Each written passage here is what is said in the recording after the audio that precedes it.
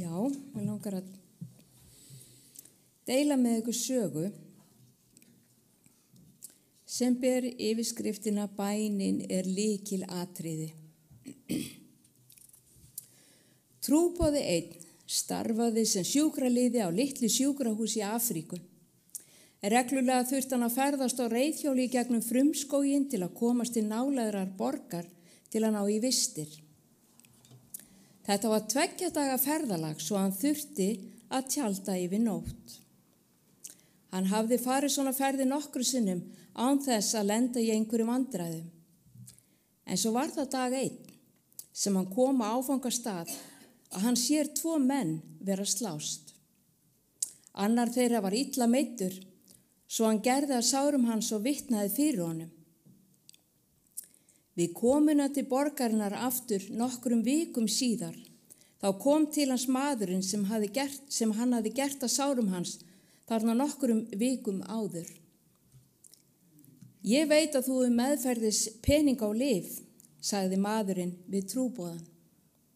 Nokkri vinir mínir ásamt mér eltum þig inn í skóginn, nóttina sem þú gerðir að sárum mínum, þar sem við vissum að þú myndir tjalda nóttina. Við biðum eftir því að þú myndir sofna og ætluðum að drepa þig og hirða séðan peningana þína og lyfin þín. Rétt það leyti sem við ætluðum að færa okkur á tjaldinu þínu, sáum við að þú varst umkringdu 26 vopnuðum vörðum. Við vorum bara 6, svo við sáum það að við kæmumst ekki nálægt þér, svo við fórum. Eftir að hafa heyrt þetta gat trúboðan ekki annað en hlegið og sagði: Það er ómögulegt. Ég get fullvissað þau að ég var aleinn á tjaldsvæðinu. Ungi maðurinn svaraði tilbaka og lagði áherslu á mál sitt. Nei, herra, ég var ekki sá eini sem sá verðina. Vinir mínir sáu þá einnig og við töldum þá, allir. Við urðum hræddir og það var vegna þessara varða sem við skildum þau eftir og gerðum ekkert.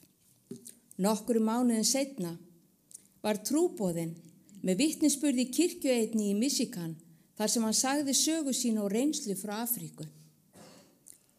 Einn af safnaðir meðlimunum stóð á fætur og truflaði trúboðan og sagði svolítið sem gerði alla orðlausa. Við vorum með þér þarna í anda, sagði maðurinn. Trúboðinn virtist ráðalaus. Maðurinn hélt áfram. Á þessari nóttu í Afríku, þá var morgun hér. Ég stoppaði við í kirkjunni til að ná í nokkur gögn fyrir utanbæjarferð til annarra sóknar. En þar sem ég var að setja töskuna minn í bílinn, þá fannst mér eins og drottinn var að biðja mig að biðja fyrir þér. Hvötin var svo mikil og sterk að ég kallaði saman nokkra menn úr kirkjunni til að biðja fyrir þér. Síðan snýri maðurinn sér við og sagði yfir alla kirkjuna. Viljið þið sem báðu með mér þennan tiltekna morgun að standa upp. Einn af öðrum stóðu þeir upp, allir 26.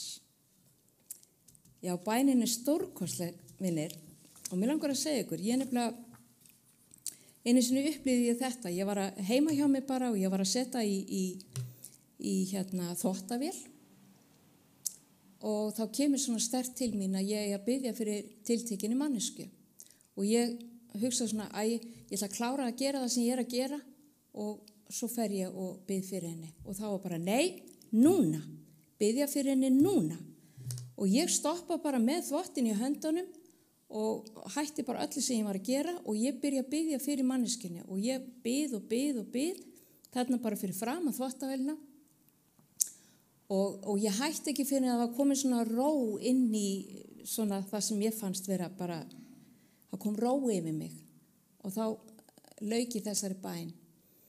En ég hugsaði, hversu oft, vinir, hefur þannig verið kannski beðið fyrir okkur? Við erum í einhverjum kringumstæðum og gerum okkur ekki grein fyrir því að það eru einhver sem hafa fengið svona sterka hvöt að biðja fyrir okkur. Þannig að Guð er svo stórkostlegur hvernig hann vakir yfir okkur og varðveitir okkur og við höfum ekki hugmynd það oft á tíðum.